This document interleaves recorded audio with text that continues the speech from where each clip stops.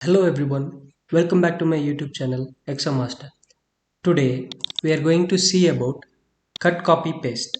Cut copy paste is the basic features that everybody should know to reduce their working time in MS Excel. First cut shortcut is Ctrl+x, copy, Ctrl+c, paste, Ctrl+V. See, Ctrl+x, the cell is being selected. Here you can see this lines moving on. That means the cell is being selected. Means Ctrl+x, we have cutted the contents of the cell.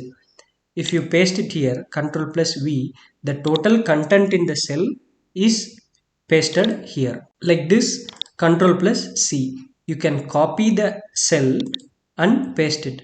Unlike cut, the content of the cell is being copied and pasted, but in cut, the total content of the cell will be cutted and pasted here.